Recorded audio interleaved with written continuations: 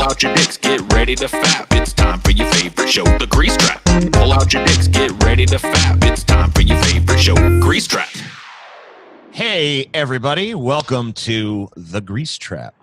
Is this going to be the first Grease Trap that has the new cool Grease Trap intro? I don't know. The Grease Trap rap? We need to start using that. Why are we not using the Grease Trap rap? I don't know. I mean, I think we should. I think we fucking should. It's a good intro for the show. And it gets people ready. It tells people to get out their dicks and get ready to fap. You know why I don't think we're not using it, though, is because, our female viewers, all 7 of them, would probably feel self-conscious about it. You know what I mean? It would feel like then we can change it a little bit. I'll re-record it, right? And the first round I'll say pull out your dicks, get ready to fap. And then the second time around I'll say yank out your clits and get ready to fap. Yeah. All right. Oh wait, no. Wait, clit rhymes with schlick. So I can say get out your dick, get ready to fap. It's time for your favorite show, The Grease Trap. Get out your clit, get ready to slick. It's time for your favorite show, The Grease Trap. The Grease Trip. The Grease Trip. Yeah. This doesn't work, man. I'm sorry. Yeah, it doesn't. Fucking women have to be excluded from this. Yeah, they have to be. I mean, they just have to do what they do. Look, it's not a stretch for women. Look, just do what you do normally and imagine what it must be like to have a dick and get it out and get ready to fap. Yeah. Use your imagination. Yeah. Everybody knows that you say, pull down your panties and play with your snatch. It's time for your favorite show, The Grease Trap. It's not a snatch and trap is a real soft rhyme. It works. I think it works. You can make it work. The reason the intro as it stands now works is because it is not a soft rhyme. Yeah, right.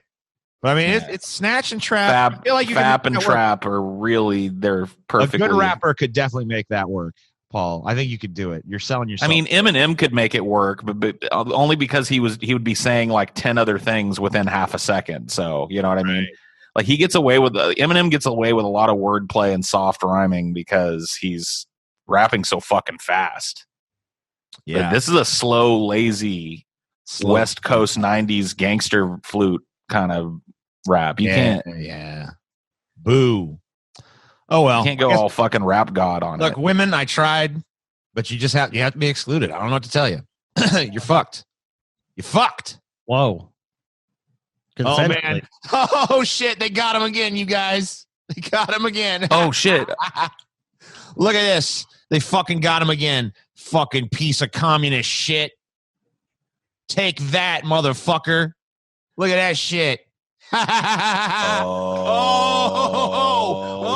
damn. Woo. What you got to say now, Michael Moore? What you got to say now, bitch? You criticize capitalism, and yet you participate in it. Check and mate. Check fucking mate, bitch. What are you going to do, Michael Moore? You make money off your movies. You're rich. What you gonna do? Look at Michael Moore's house, TJ. Let's look up his fucking estate there. How does Michael Moore live? A lap of fucking luxury, my friends. He lives. What about spoon in his mouth? What about whip out your tits and play with those nips? The Grease Trap's coming to lick on that clit. I think that sounds threatening. That sounds like dude. I don't know. Well, shit. We're telling the dudes to pull their dicks out. I mean, it's the same level of sexual harassment. You're saying, I noticed it, but look, listen, the difference is that the men in that have the agency of pulling it out. Like you're implying that the Grease Trap is going to do things to you. Right. They want it though. You know they want it. Look at the way all our female fans are dressed. Look at how they're fucking dressed, man. Yeah, look at how they present themselves in the fan community. Always slutting it up. Dude, Paul's pulling a Trump. Look, these female fans, they see me. They just can't resist me. They can't resist me. You can't judge me for what goes on the Grease Trap because everybody knows this is all locker room talk. That's true. Yeah, that's true.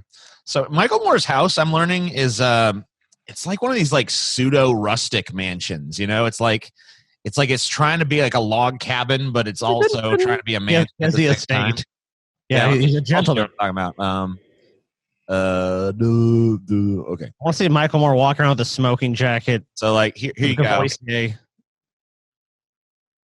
Yeah, he's rich. I mean, I It's a don't big know. old I don't lake house, understand right? this. Look, guys, look at that, Paul. Do you live in a house like that? I never Look at- understand this There's so much criticism fucking of Michael wood. Moore. There's so much He's wood. rich. So He's rich, he's guys. he's a filmmaker. Of course, he's fucking rich. rich. He But he directed criticizes Canadian capitalism, Bacon, Paul. for fuck's sake. Paul, he criticizes capitalism, but look how he lives. Has it not worked out for him? I mean, look at this is all that Canadian bacon money that you're looking at right here. Oh yeah. I mean, nice I gotta bacon. say, if you like log cabin homes, dude, this is a sweet ass house. Now I do not like all this wood everywhere. It's driving me nuts. This I would not want to live in. I mean, like I would obviously accept this house if it was offered to me. Yeah, I mean, if Michael Moore's like, TJ, I have a house for you. It's a $5.2 million estate mansion on Lake. I'm not sure where in Michigan it is, but Lake Torch Titicaca. Lake. Torch Titicaca. Lake. I don't know, dude. I don't care that Michael Moore is rich. His criticisms are valid despite his income level. I don't understand how that invalidates his fucking arguments. because he's rich. Because what's the idea? Like if you're anti-capitalist, you need to live in fucking abject poverty and misery. Yeah. You're not even Oh, allowed yeah. money, you know? I've actually heard that in my personal life when I was making, having political discussions with people. I've actually been piped up to and told like, well, if you don't like the way things are, then why don't you just get off the grid and go live in the woods somewhere? Because that sucks. That sucks really bad. Yeah. It's just the most absurd fucking bullshit. It's just like you can't live in a society and criticize it at the same time. You know, You another can't one- participate in capitalism and criticize it at the same time, guys. Like you have any other choice in this country.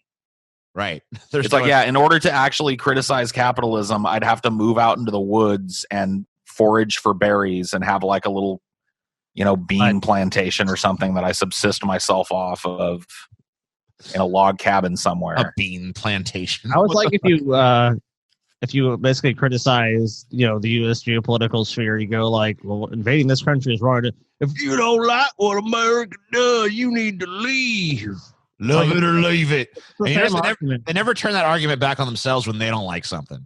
Right. Like, can't believe these damn queers are gonna get married. Well, if you don't like it, why don't you just leave? You know what you need to do? You know what I You don't mean? like the lockdown, why don't you just leave? Go to Yeah. Freedom Land. A lot of people have this erroneous idea about America, though. Those people I find are that type where it's like they think of America and they think that there's this our America where it's like everything is this way. So when gay marriage comes along, that's not America because that's not what our America is. They don't see America for what it is. This constantly morally shifting democratic beast that changes, as it needs to for the ages. No, so them it's like there's this immutable true America that they live in, and then there's Right. like the fake America created by the liberals.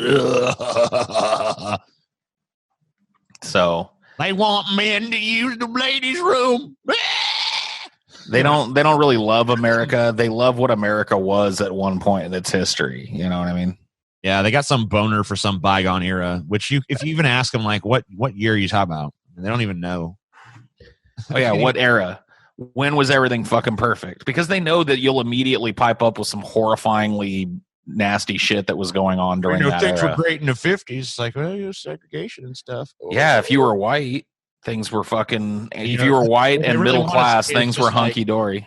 What they really want to say is just like, well, yeah, that's good. People, racists should keep. They know they can't say that, so they're just like, oh, I mean, there were some problems, but by and large, it's so lame. Gotta keep to your own kind, TJ. Keep to your own kind. Everyone should keep to their own. That's what I believe. Look, I ain't telling them they ain't got a right to exist. They just ain't got a right to exist around me. It's I love, like, these, I love okay. these people who are like they they're super racist. They're like, yeah, that Ahmaud Arbery guy, he stole from a fucking store one time, so case closed. Right. Like anytime a black dude is shot, they like scour his past for like, oh, he committed a crime once. The execution was justified. You know what they were saying? He should be summarily executed in the street because he was, he was acting weird. They had footage of him walking by a construction site, and he like looked at it, and they're like, see, he walked back. I'm like, did he go into it? No. Did he steal anything? stealing. He was thinking of He stealing, was, he was thinking about what he was going to do, and he was planning it for later when he was going to come back and commit all his crimes. Guilty of casing But then you fucking that place. These people who make these arguments, you're like, you're pretty racist. They're like, how dare you call me racist? How dare you? Yeah, it's just stupid bullshit. I've gotten to the point where I just don't even engage with actual racists anymore. Like when somebody you're a waste of time. They're not honest. They're not honest actors at all. I just don't bother making the arguments with them because I've heard it all. I've heard all their stupid, half-baked fucking arguments, and they're all bullshit. They would just be like, yeah, I'm a racist. Like, okay, cool. Now we can have an honest discussion about this because you're actually willing to fucking admit what you are. Well, they know if they do that, though, then, yeah, I mean, it's like, look, let's be honest. If you go out in America, in modern America, in a public sphere and go, I admitted racist, you're done. I mean, look, if you admit that you're racist, you're wrong. They can't be wrong. They know what racist means. They're not that stupid. Yeah, that's what I'm saying. They know it's, Adolf Hitler was a racist. Sure. Well, clearly. They know that it's clearly a bad, negative, hateful, terrible thing. But I mean, you also have to factor in a lot of people are not going to acknowledge that they're racist. I mean, they're probably going to make an excuse up for them. It's like, well, yeah, I have problems with black people or whatever group, but I'm not really racist. I'm just being pragmatic, or I'm being real about it. Just like they're being real about it, I'm being real about it. I'm just telling the truth. I'm a race realist. Yeah, it's like exactly. Most people you're a racist. Just think how much I am a race realist. Are you going to look at yourself and say, I'm a racist? Despotic, terrible piece of shit. Most people probably don't have that view of themselves. You're going to be like, look, I don't have it's some black people that I have the problem with, or it's this, I'm not saying all black people are bad, or I'm not saying all Asians or whoever, or Mexicans are bad. It's these bad apple ones. There's the racism that is actually the scary racism for me that I know that exists. It's not the super overt dudes that are living in the fucking past and still attending Klan meetings and shit. Like those guys aren't going to do shit. I mean, maybe one of them will, but what I'm really worried about is this undercurrent kind of racism, this like under your breath race. You know what I'm talking about too, because everybody knows a person like this. Yeah. Where it's like they're not the person that's going to be like, I hate N-words and they should all go back to Africa. You know what I mean? But they're just always in agreement when race is brought up as a possible factor in something that it has nothing to do with. You know what I mean? They're always just like, well, the Mexicans, they do breed, pretty fast. I'm not trying to be racist, but that type of racism that just kind of excuses itself by being something that people whisper about to other people that are like-minded is the real dangerous racism, because a lot of that fucking exists in this country. I just know that for a fact. Absolutely. It's the casual, look, what happened? I mean, he was Mexicans. I mean, what you expect? So I saw this on our subreddit. PragerU's 2020 budget is at risk. If everyone who reads this donates $10, we'll be able to continue reaching millions of young people. And then this person's just like, why don't you pull yourself up by your bootstraps? Stop spending unnecessarily. Try cutting out avocado toast or morning coffee. PragerU's like, you have been unsubscribed and will no longer receive messages. Damn. Salty ass PragerU, dude. I fucking love it, dude. Why don't you pull yourself up by your bootstraps, PragerU? Dennis Prager. They already have the backing of a bunch of billionaires, so they don't need them, dude. They don't need this infusion of cash from people. It's just a fucking grift. They're just, what they're doing? It's so obvious. They're fucking taking this tragedy and go, oh, you know what? Give us a little bit more money. I mean, how are they incorporated? Are they a nonprofit? Or how are they set up? Do you guys know? Yeah, they are a nonprofit organization. Great. Yeah, so Dennis Prager, they're an educational organization. So Dennis Prager has a great scam set up where he pays no federal income tax. I mean, he probably wouldn't anyways. But our show's educational. We should become a non-profit organization. What the fuck? Yeah, what the fuck? What are we waiting for? Fuck this. Why are we still paying taxes? This is bullshit. We're a non-profit organization. God damn it. Yeah, so people get that wrong. See, some people try to become churches and shit. There was that dude on the internet. You probably remember him, TJ. It was it's like the Church of Dave or something. Yeah, I think I remember something. He was he was a little minor YouTuber back in the day. I'm not sure the guy actually wanted to become a church, but people say, our dad did that too. He's like, I'm a church. You can't go that way. You have to go the fucking nonprofit way, like the Anita Sarkeesian way. Oh my god! Listen to this. According to PragerU, they say that each of their videos costs $25,000 to $30,000 to create. No. Okay, you know what? No, it does not. Unless I mean, Really? maybe it's like, okay, so that must be like, here's 20,000 for this speaker, so we can put some money in a conservative pocket, and then here's like 5,000 for a basic edit and animations, because like those videos do not cost 25,000 to make. I can fucking like look the way of capitalism. PragerU, they said 25 to 30. Give me 20, and I'll have it done. I'm gonna because they're factoring into the production cost, the cost of keeping the whole fucking business running. I guess.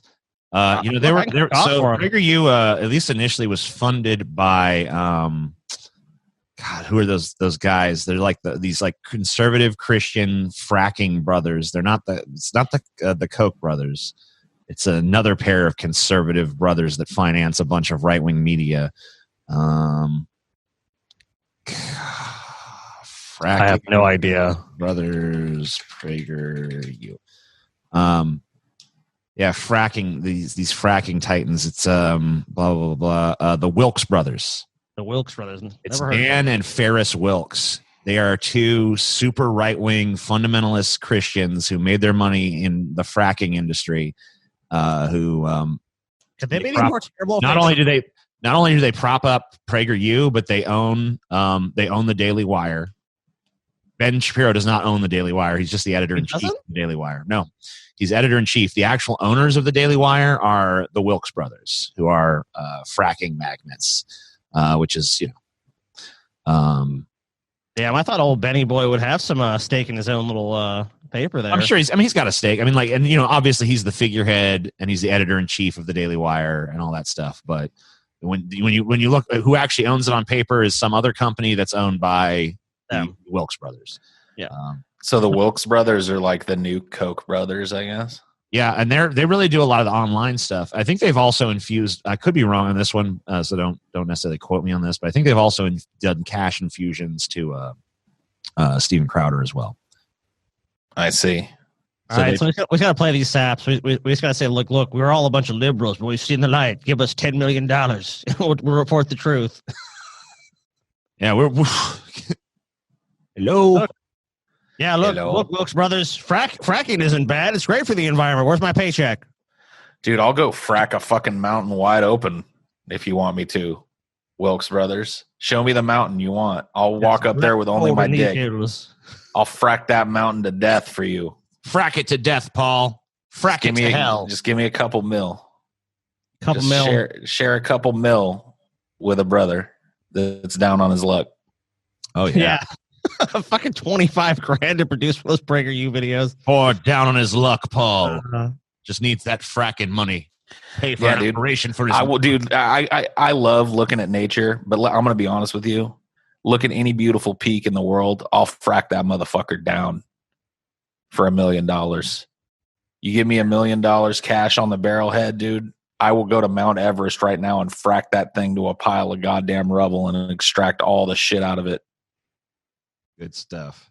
Sell it to some robber baron down the road for $1 million, though. I mean, come on. What wouldn't you do for $1 million? That's a better question. Could be Paul's new game show. What would you do for $1 million? No, what wouldn't you do? Oh, I'm sorry. What wouldn't you do?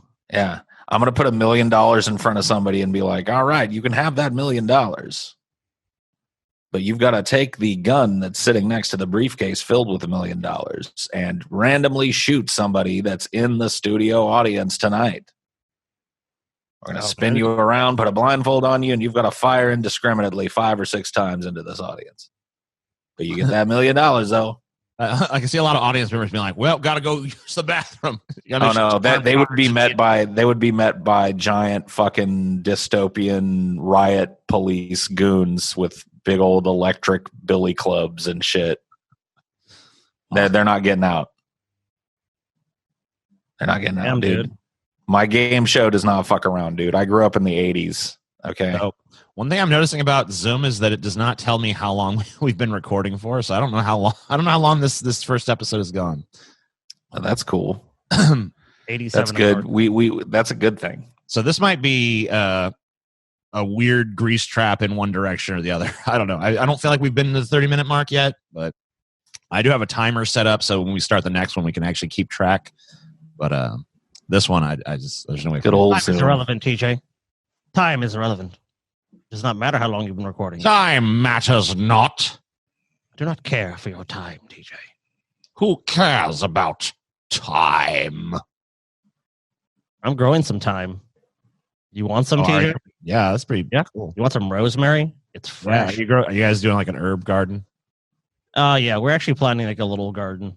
But that's what we Still our planned. idea because we planned on doing that. We never actually did. But Oh yeah, I like that, TJ. We planned on doing that. I made plans. Look, TJ, Oh yeah, TJ, you were supposed to grow a bunch of peasant corn, weren't you? no tomatoes. Tomatoes, yeah. Yeah. How are those coming along? Yeah, I sent them to you. You sent them to me? Yeah, I sent them. I sent a caravan of my peasant farmer brethren to bring you your tomatoes. Should have got there already. I'm surprised to hear that you haven't received them. You know what, Paul? I'll actually produce to you, Paul, a fresh, fine, ripe tomato. And whenever it's ready to harvest. Yeah. Jill's also trying to grow some kind of like pepper or something. Like I guess we bought some red peppers or whatever, and then she's like took the seeds out of it and she's like trying to grow them. Which I guess she saw some videos says you could do that. I don't know. Yeah, I'm gonna be growing some freaking peppers as well, TJ. Well, my pepper's gonna be fucking better than your peppers. We'll see. I don't think you got the fucking skills to pay the bills, TJ. We don't. We're off. We're really bad. Neither of us has a green thumb. It'll probably be the most horrible, deformed, wretchedly bitter, horrible pepper in history. But my mom had a pretty dope fucking garden out back in that back patio area before you guys met her. Oh, really? Like when I was a teenager, she had a crazy fucking garden back there. Steve built her a bunch of planter boxes, and she had tomatoes and bell peppers and squash and carrots and jalapenos. She grew some fucking fat jalapenos out there, dude. That's what you guys should grow. Those are the easiest fucking peppers to grow. I'm growing some. That's one of the ones we're gonna do. We're gonna do jalapenos. We're gonna do tomatoes. We're gonna do like a few. I don't think we've solidified everything, but we're gonna grow. It's not gonna be like a huge thing. It's just gonna be a couple planter boxes. It's kind of like what your mom had, but something like that. Well, that'll be cool. You guys, good luck with it. I don't know how shit works in this fucking climate. Like, how wet can those types of fucking things tolerate being? Well, I'm gonna move. That's why I'm putting them. Like, I'm not just put them in the ground. I'm gonna put it so I can move it inside or whatever I need to do. I'm gonna have like a lamp and shit too. That if I need to bring it inside for a day because it's pouring rain, it's not gonna get destroyed. Yeah, I don't really know what they can tolerate, so it's gonna be a learning curve for sure. See, TJ's ass doesn't have any follow through. He'll plan and be like, I don't know what.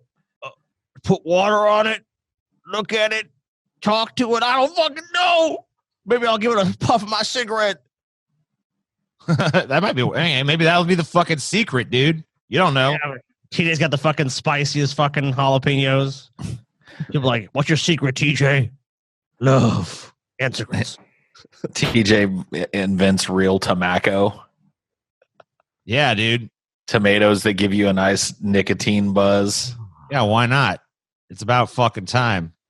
We look at that plant be fucking singing like grow for me from fucking Dude, that's what you need to grow, dude. Horrors and shit. Fuck growing something you can actually eat. Just grow tobacco, man. Oh yeah. Yeah. Well, I don't wait, this isn't a good climate for tobacco growth, is it? They never grew tobacco. Oh well. You could probably make it work, dude. Like, get yourself a little greenhouse. Yeah. You're growing back there, TJ. Growing some tobacco. I'm trying to fucking quit, so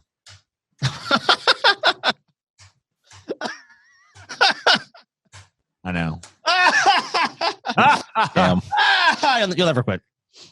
Dude, you look, dude, you've quit before. You just gotta take Chantix. You just don't want to take it. So I mean, like, you already know how to do it. Like, Chantix is super effective on you. Like, some people think Chantix doesn't work. Like, Steve took Chantix, didn't work for him. He just became a bigger asshole than he already was. Well, I did too, but you gotta keep over it though. Like, you were an asshole for a couple weeks, but then you were fine. You just didn't want to take the medicine anymore. You're like, no, because I want to smoke and it takes away the pleasure of smoking. So I'll just stop taking it and make excuses about when I'm going to take it again, and then just not take it and be addicted to cigarettes. The vicious cycle, dude. I've been there. I can't front. I won't judge. Well, yeah, I mean, you're a smoker too. You can't. I mean, like, look, I'm a non-smoker. At least with that. I mean, like, if we're talking about other things, and obviously, I can't really criticize. But cigarettes, I've never been a cigarette smoker. I've smoked some cigarettes in my life, sure, but I've never found a compulsion. Like, oh my god, I just need to smoke.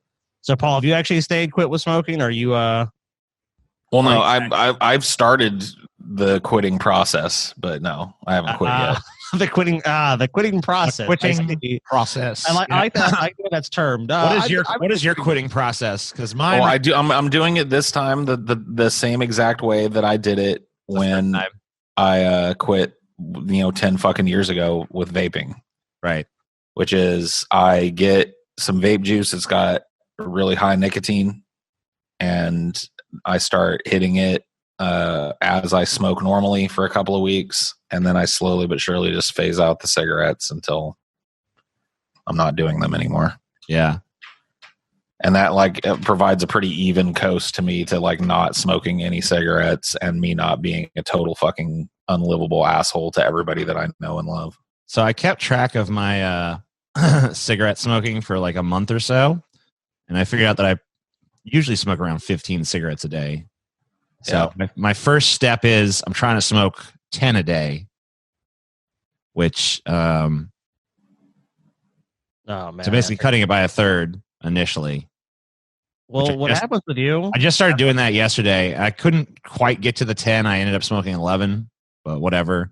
So I'm going to keep smoking. I'm going to try to get down to 10 a day.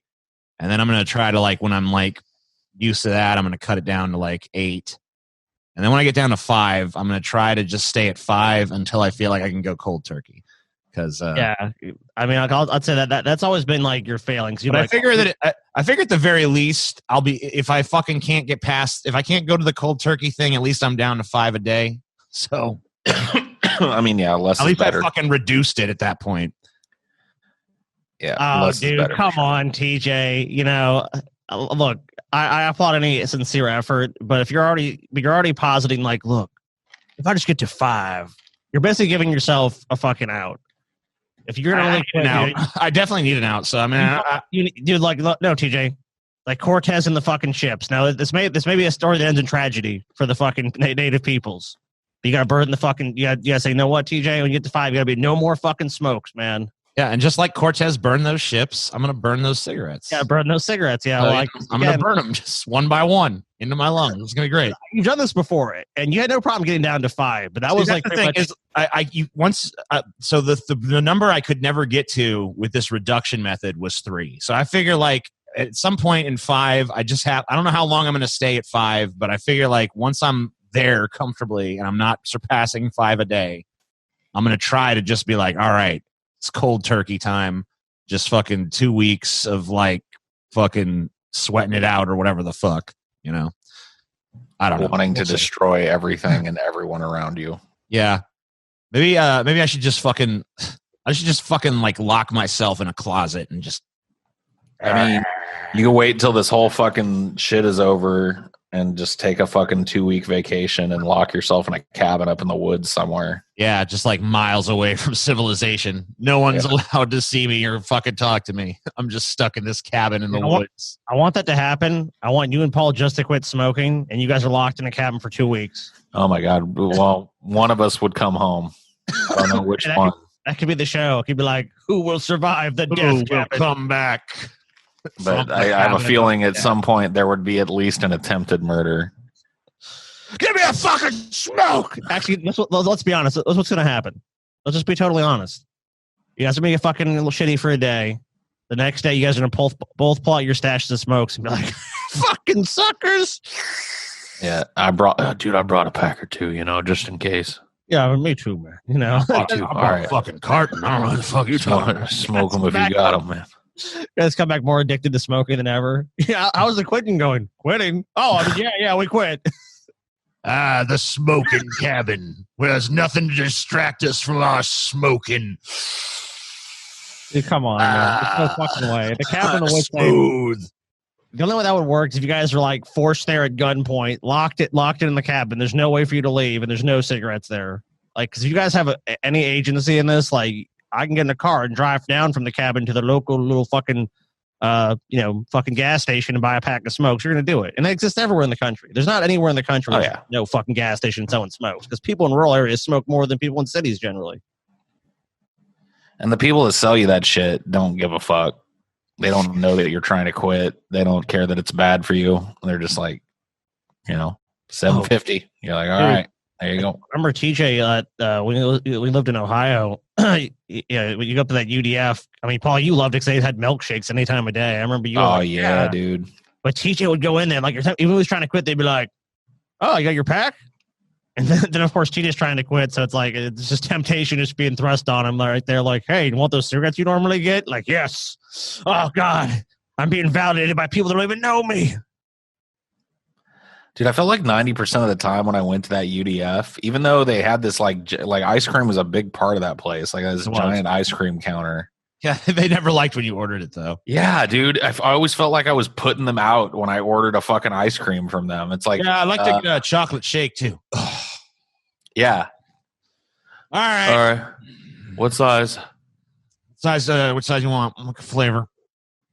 Yeah, they were just like, they hated doing it.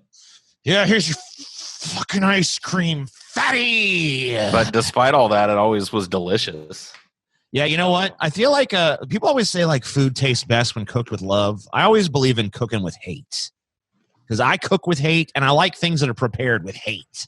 You know, you should make a cookbook and call it Cooking with Hate. Cooking with Hate. I'm not a good enough cook yet to be doing a cookbook, but I don't know. Then again, fucking people have made cookbooks of like, here's 1,001 things you can do with top ramen. So maybe I am good enough. You're more than good enough. It's just a matter of like, do you want to come up with some recipes that are genuinely yours? And I've already got a few. I mean, not enough to fill a book though. I'll just start collecting them, and when you've got enough, I've learned how to make pretty dope carnitas. So that's a good one. You know, TJ, you haven't proven anything to me. I think the only dish you've successfully made from lie. What? I'm trying to think there's one dish that TJ made that was really good. What are you talking about? I made fucking tons. You always give me some sarcastic bullshit like, yeah, gross. Look, I just want to spare your feelings, TJ. I mean, it's not as good as fucking disgusting. You spare my feelings by being like, it's fucking revolting. Got any more? I mean, that's sparing your feelings. If I told you my true feelings, you'd probably be fucking crying, dude. I'm trying to fucking spare your feelings by telling you it just sucks. The most dreadful thing I've ever tasted in all my life. I mean, look, dude, I see you trying to come for that throne in the family who was the best cook, and I respect that, but I also have to just respect that I'm better than you. Dude, I already sit upon that throne. You ain't shit compared to me. You ain't shit. Oh, dude. Tell you what, when all this COVID shit's over, you and I having that fucking burger contest we talked about. Dude, I can't wait to fucking destroy you, TJ.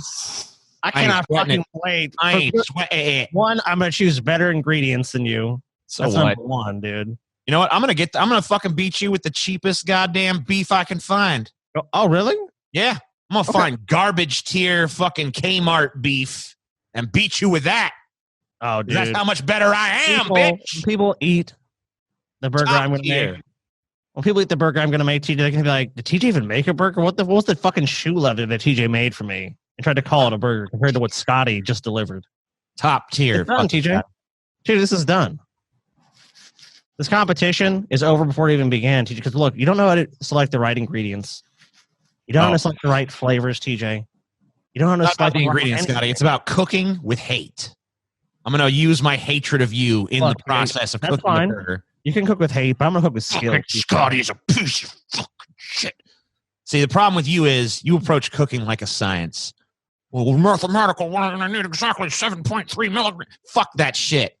You got to cook from the gut. Cook from the heart. Cook from the fucking epicenter of the hatred that burns within every man's soul. Yeah. So that works out for you, TJ. I want to destroy you. Oh, yeah. You're going to be fucking, you're going down. You know that, look, there's no way, because you've never actually tried to come up with this competition. Like, I've been like, oh, I'm ready to make it. And last time, what are you talking about? I've been ready. I've been ready. You've been the coward ducking me, bitch. The one time we competed, which was the chili cook-off, I won. Yeah, you did win the chili cook-off. I'll give you that. I mean, you have to, facts are facts. You won round one, but I was an amateur at that time. And the only reason you up to competed, TJ, because you had someone. Because I mean, look, one person even voted for you said like mine was better, but they disliked the fact that you made yours more spicy. So, like, I mean, like one of your votes was really they didn't say it was better. They're just like, I like that one better because it's spicier. No, they said mine was better. I said, in every way, mine was better. But just spicy. No. That's what was said, TJ. That was what was said. No, it was not what was said. You're a liar. Not what was said. You a fucking bitch, liar, dude. Punk. You're a fucking Yes, liar, bitch, dude. You're a fucking liar, TJ. You can't. Hey, hold on. Shut up. All right, we'll resolve this later. We will. I want to ask both of you a question. Would you rather be a punk ass bitch or a bitch ass punk? Punk ass bitch. Same. A bitch ass punk is no. that's like double down, but a punk ass bitch is just one thing. Yeah. But a bitch ass punk, that's like doubling down. Like you're not only a punk, but you're a bitch ass punk. You know what I mean? You're like the worst kind of punk, dude. You're not even a real punk, dude. You're just a bitch ass punk. No thanks. What about you, TJ? You a bitch ass punk? Yeah, I chose punk ass bitch. So yeah, I mean that's the only logical choice you can really make there. Yeah, I guess we all agree. It's better. So like, let it be known. Better to be a punk ass bitch than a bitch ass punk.